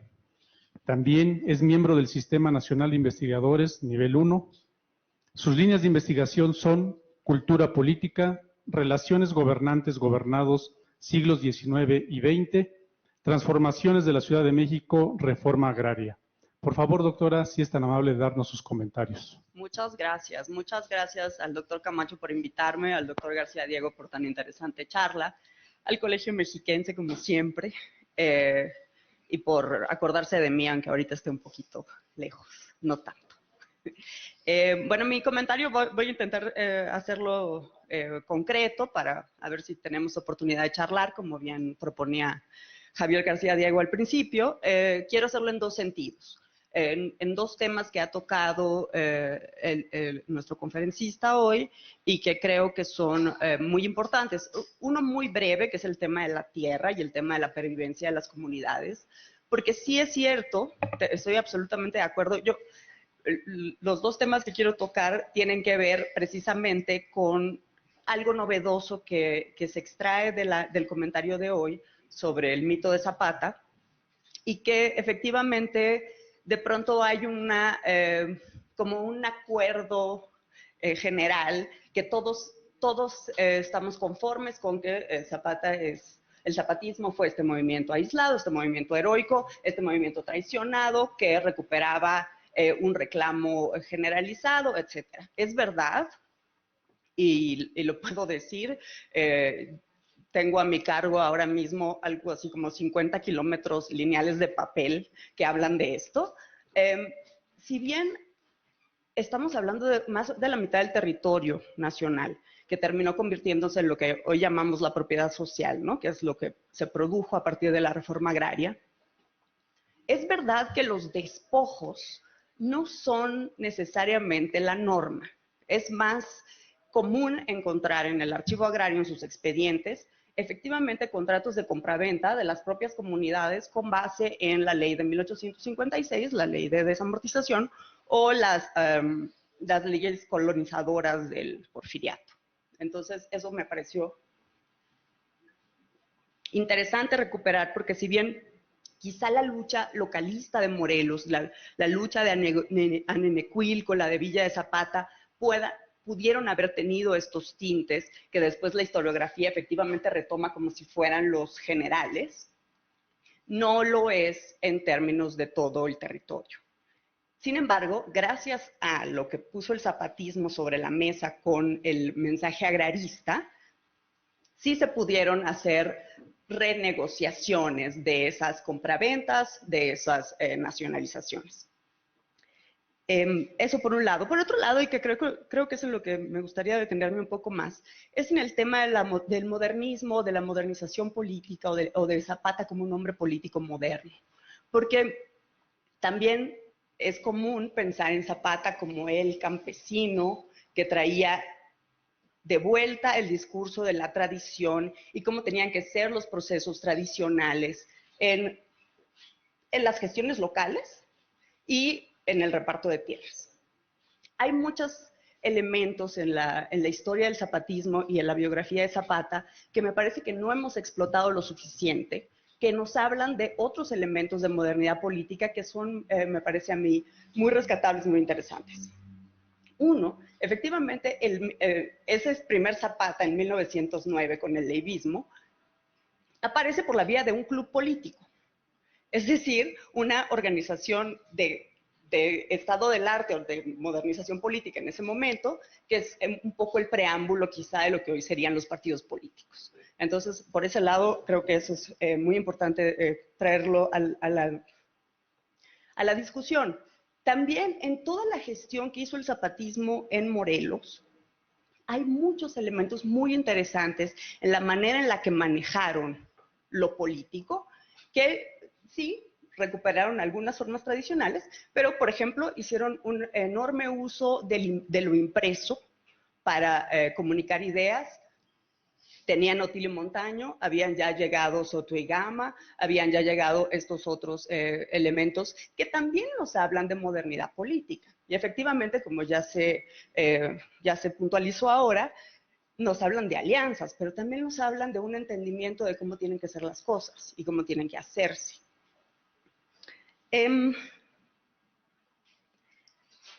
Ahora, para poner otras provocaciones sobre la mesa y donde posiblemente haya algún punto de discusión con respecto a lo que se ha dicho aquí, yo no sé si el tema de la Constitución del 17, el artículo 27 en particular, y digamos, si es que hubo o no, a través de esto, ciertos elementos para debilitar el zapatismo, tal vez sí. Por la manera en la que se expusieron aquí, me parece que puede discutirse. Pero también es cierto que la manera en la que se redactó el artículo 27 obedece mucho más a la ley carrancista de 1915 y no se tomaron tanto en cuenta los argumentos del zapatismo para el reparto de tierras. De forma muy particular, y ahí me interesaría mucho la opinión de Carmen Salinas, que gusto que esté aquí porque ella es la experta en los temas del municipio, ¿no? Y su funcionamiento. Pero desde mi punto de vista, la manera en la que el zapatismo había pensado el reparto agrario, la forma en la que se habían formulado estas ideas en la Convención de Aguascalientes y luego en el par de leyes agraristas que se promulgaron en el 15 también, después de la de enero de Carranza, que tienen más que ver precisamente con la consolidación del municipio libre y con la autonomía de los gobiernos locales. Entonces, ahí sí creo que la forma en la que se redactó el 27 y se reglamentó posteriormente no obedece tanto a esto y un poco lo traiciona porque lo centraliza en el gobierno federal y no lo pone en las comunidades como lo pensó siempre el zapatismo. Ahí sí sería un elemento a discutir si eso es tradición o modernidad o un poco de ambas.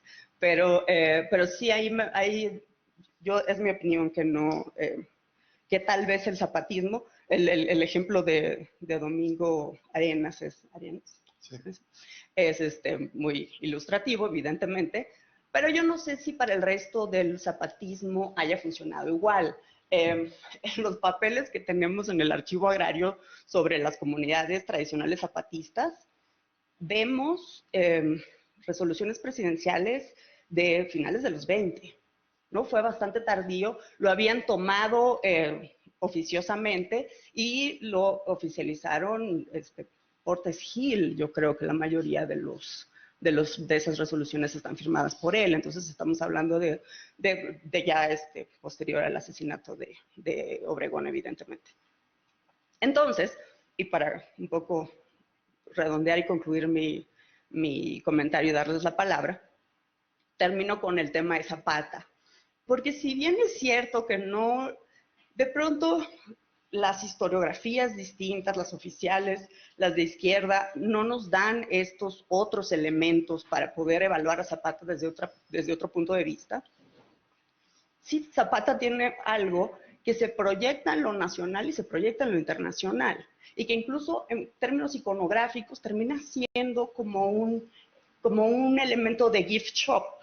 A mí ahora, por el año de Zapata, en el archivo agrario me mandaron unos pósters muy lindos de Zapata, con el color marrón que usa el gobierno actual, de fondo, entonces son muy llamativos, y la gente los quiere comprar. Entonces, a mí eso, bueno, me parece muy llamativo también. Por ejemplo, en la Universidad de Chapingo, a donde me invitaron mañana, tienen una cátedra Emiliano Zapata, que todos los años hace un evento, el 10 de abril, el día de agosto, que fue el cumpleaños, no recuerdo si el 3, y el día del encuentro de Zapata y Villa a principios de diciembre. todos los años hacen esas 3 conmemoraciones como algo mandatorio, ¿no? Y mucha gente va, y van los familiares, va Margarita, va Edgar Castro Zapata, van todos. Y sí, tienen los Zapata, desde entonces hasta el día de hoy, tienen una capacidad de transformación política muy eficiente y siempre están ahí presentes y están en todas partes.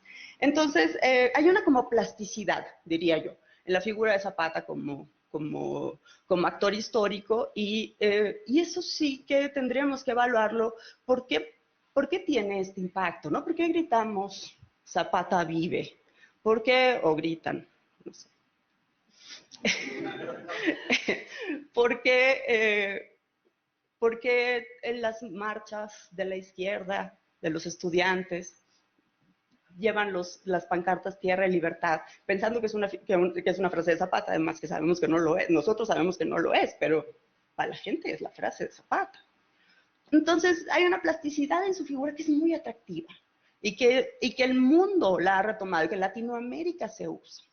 Entonces, creo que ahí hay algunos de los elementos que me gustaría rescatar de esta conversación y con suerte que ustedes puedan participar también. Muchas gracias.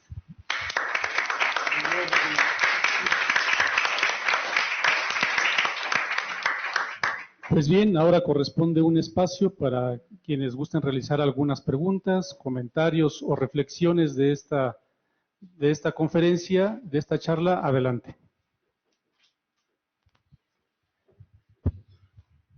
Hola, buenas tardes, doctores. Mi nombre es Rodrigo Sánchez, soy de aquí de Toluca. Me da mucho gusto que podamos escuchar a historiadores como usted.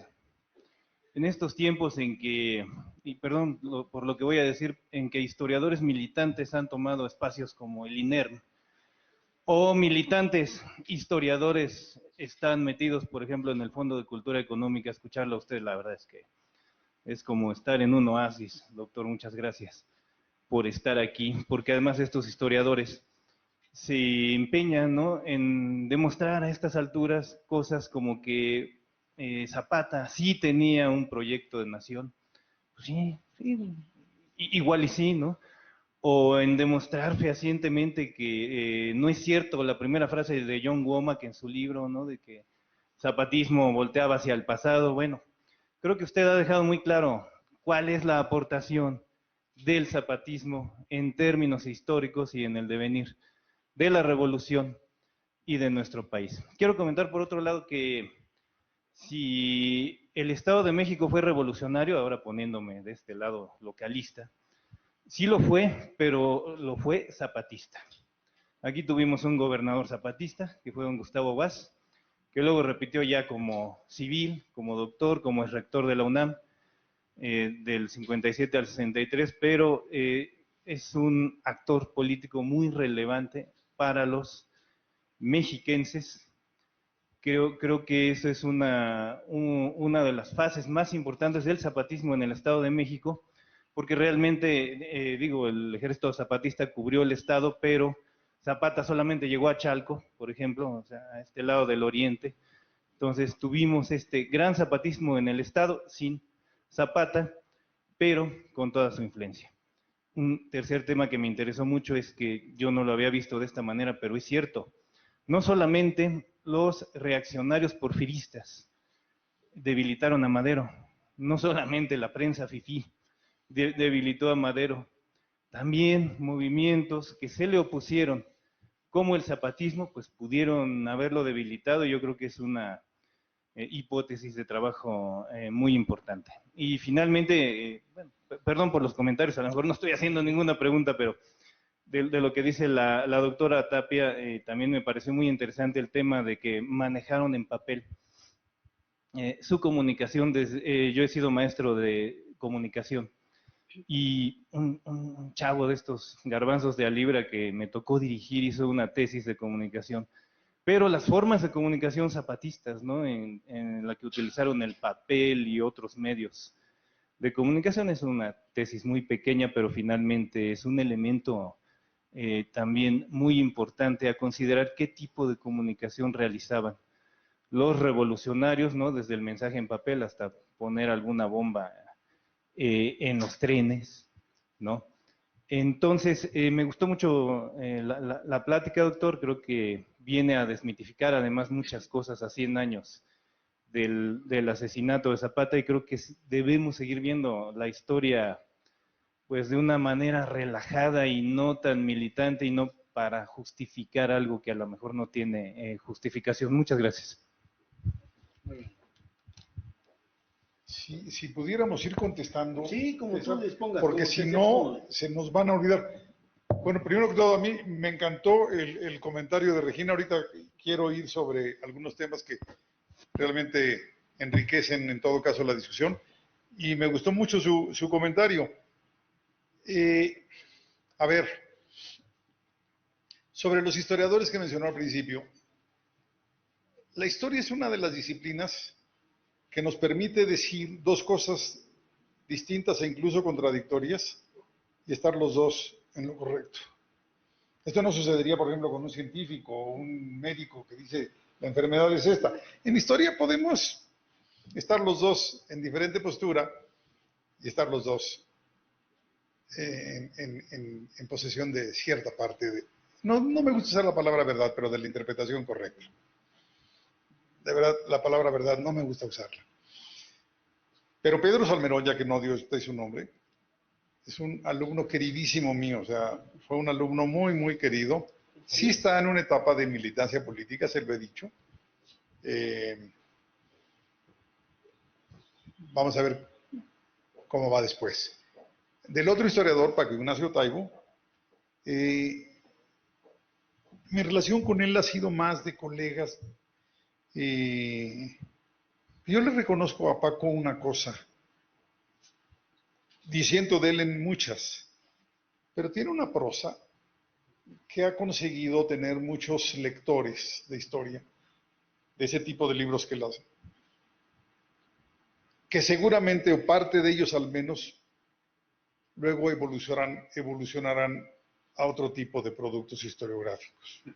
Entonces, a lo mejor algún día nos cae en esa parte de ese mercado, pero el que lo aliente inicialmente es Paco, con su prosa así combativa y moralista de buenos y malos, de héroes y traidores y demás, que tiene un contenido muy atractivo.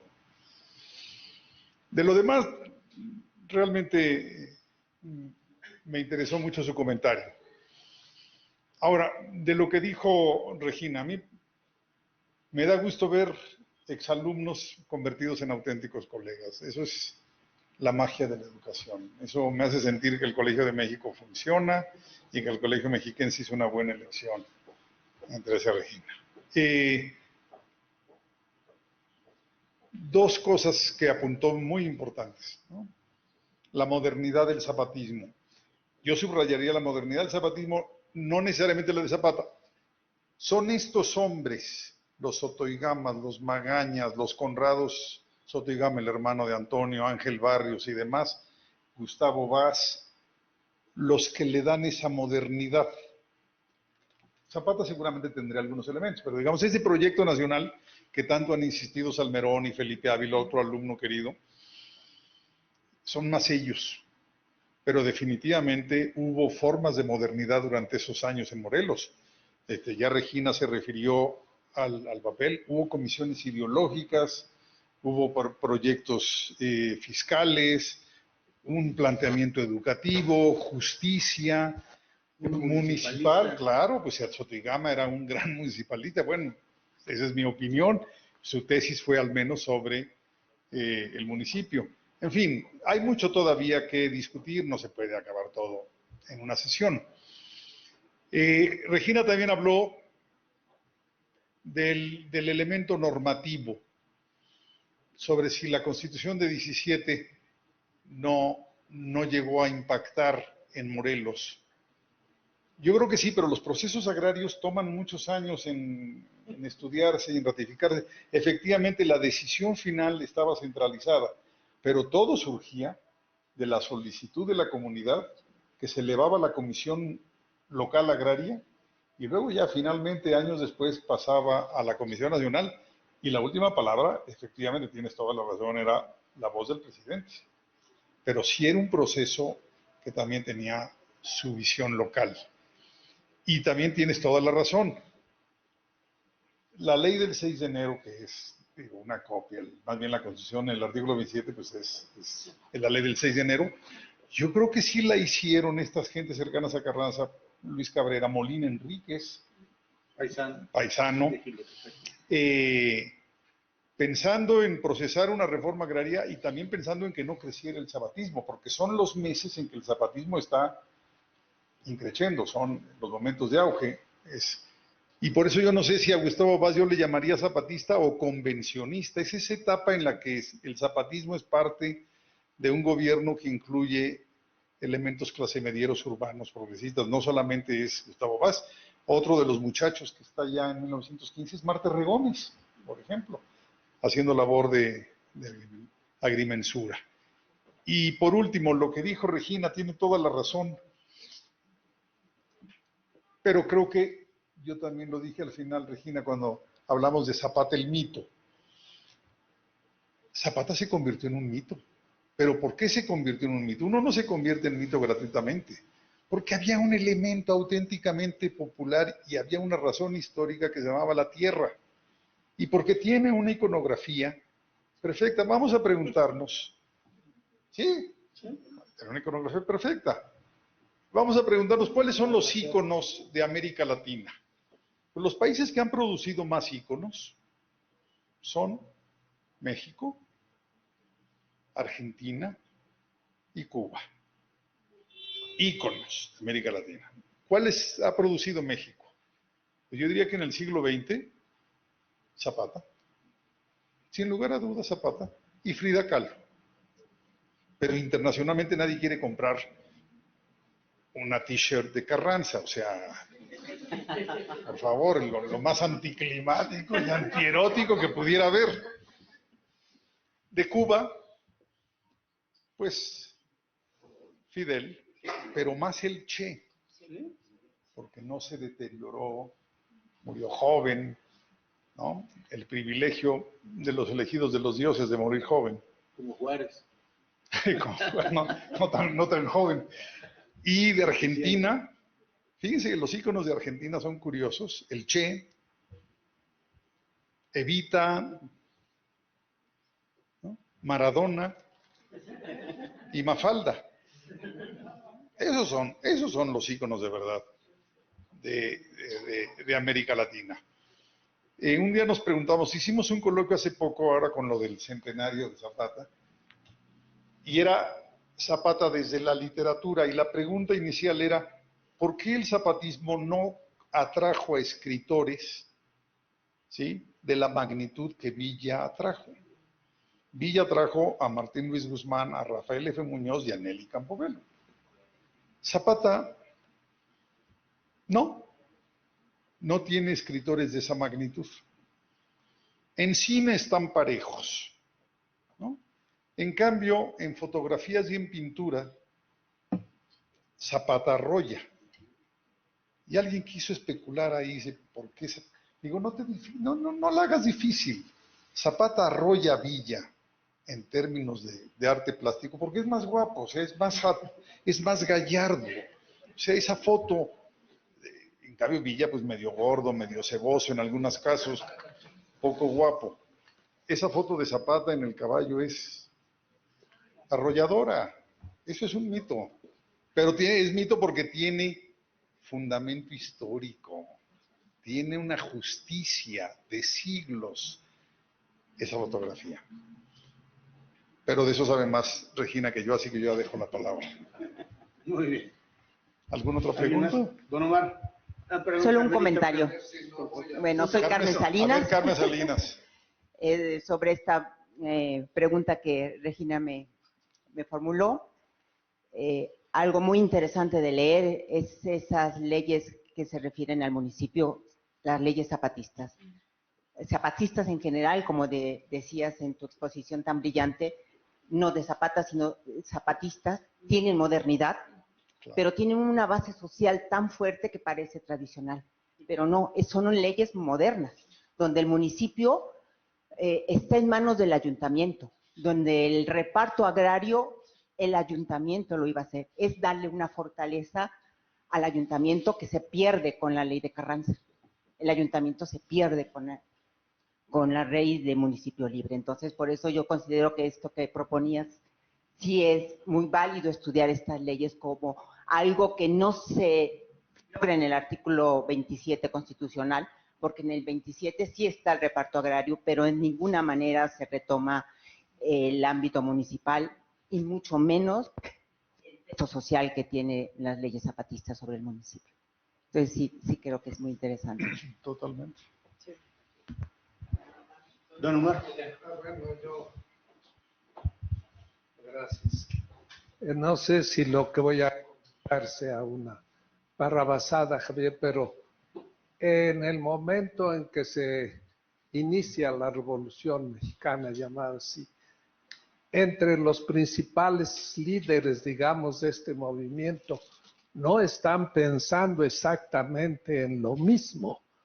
Pareciera que cada uno está pensando en su propio proyecto y que eventualmente, circunstancialmente, coinciden o concurren más que coincidir, por un lado. Y por el otro lado, el hecho de que, pues, vaya, no se comunican fácilmente, por así decirlo, no se reúnen hasta más tarde. Y el otro punto es el momento en el tiempo en que se da la Revolución Mexicana.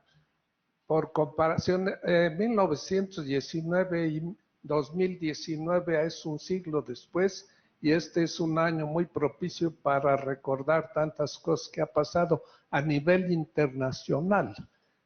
Y si bien se dice que Madero en el norte, como Villa igualmente, y Carranza en todo caso, aprovechan que Estados Unidos va a estar muy ocupado con todo lo que sucede en Europa y su aportación a la Primera Guerra Mundial, etcétera. Es efectivamente correcto pensar, por un lado, en esa falta de unidad para la Revolución Mexicana en su momento, y la otra, no sé si los principales cabecillos vieron realmente que era el momento propicio para no tener la intervención del norte tan fuerte como se hubiese dado. Gracias. Bueno, no sé si Regina quisiera participar en esta Yo nada respuesta. más le agradezco a Carmen porque pobre la aventé al ruedo así sin preguntarle. Sí, muchas gracias. Sabe del tema, no te preocupes. Sí.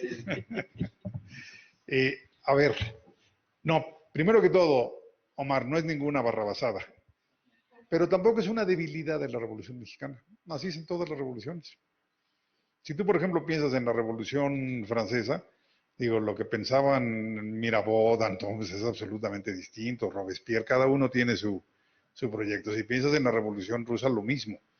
La Revolución Mexicana, como todas las revoluciones, es la suma de diferentes procesos regionales, a veces desiguales en el tiempo, a veces coetáneos. Pero, por ejemplo, resumamos, y voy a ser muy sintético, ¿no? Madero puede ser, digamos, el caudillo de la libertad política. Subrayo libertad política. O sea, hay varias formas de hacer política. Uno puede ser político opositor y otro puede ser político gobernante. No siempre coinciden. Uno puede ser bueno en uno y malo en otro y viceversa. Pero eso no quiero bordar sobre ese tema hoy. Zapata sería el caudillo agrario. Villa el caudillo nacionalista. Carranza sería un hombre de instituciones, querer hacer una revolución menos costosa. Pero hay dos formas, digo yo, Villa es el caudillo nacionalista, hay dos formas de ser nacionalismo: el nacionalismo popular, que encarna Villa, el ataque a Columbus, y el nacionalismo gubernamental. O sea, fíjense nada más que curioso, admiramos a Villa por haber provocado un conflicto internacional, como es el de Columbus, y un poquito vemos feo a Carranza, que lo resolvió. Pero así somos los pueblos. Obregón, un caudillo militar. Calles, un caudillo de instituciones, un caudillo político tremendo. A diferencia de Madero, no es de la libertad política, es el de la organización política. Cárdenas, un caudillo social, y ya no sigo. Entonces, ahora, que todos tenían esta visión de que Estados Unidos iba a estar muy ocupado en la Primera Guerra Mundial. Primero apoyando a los llamados aliados, aunque todavía no es el término adecuado. Luego ya como país beligerante, 17 aparte. Y luego resolver el conflicto de la posguerra. O sea, obviamente Estados Unidos le iba a poner más atención a la reconstrucción de Europa, a Versalles, que a lo que estaba pasando al sur de la frontera, pero también tenía que atenderlo. No, yo creo que de todos ellos, el que sí tenía una visión internacional es Carranza. Zapata no la tenía, digo. Mucha modernidad en ciertos aspectos, pero no. Visión internacional. No le exijamos lo que no puede darnos, es otra cosa. No le exijamos a Carranza tampoco que tenga una visión pueblerina de la vida política, aunque él venía, su familia había construido parte del noreste desde los municipios, ¿no? Son los constructores de Cuatro Ciénegas y Monclova y demás. En fin, lo único que yo concluiría, de verdad, César, es, aquí está la prueba, nos interesa discutir la historia desde una perspectiva más libre, menos dogmática, y yo creo que va a tener mucho éxito el Colegio Mexiquense si organiza estas discusiones, no nada más de historia, también pueden ser literarias, pueden ser políticas, pero lo más importante es que discutamos y discutamos y discutamos en libertad. Por mi parte, yo ahí terminaría. Gracias.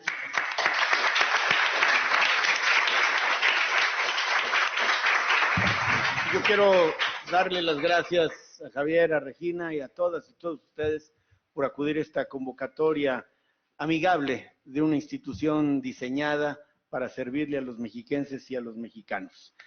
Quiero además agregar solo en 30 segundos que si bien la dimensión de Zapata como un mito puede desmontarse, eso no demerita su gran condición como un hombre de ideas, un hombre de arrestos con un profundo arraigo por la tierra y por su gente.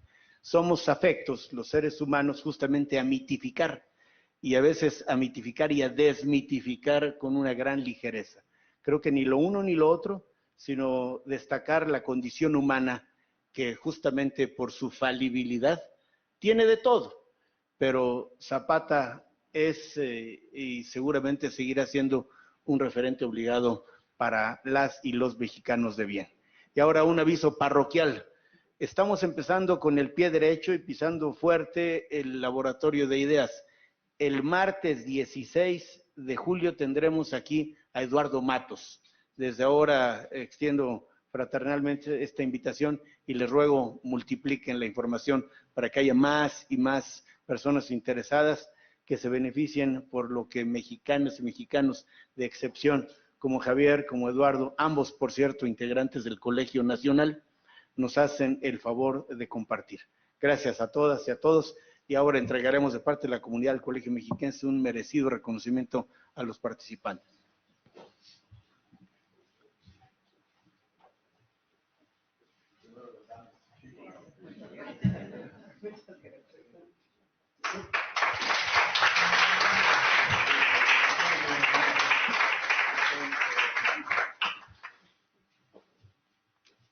Lo entregamos simbólicamente, pero lo llevamos a cara porque el lío es cargarlo, La historia pesa. Sí,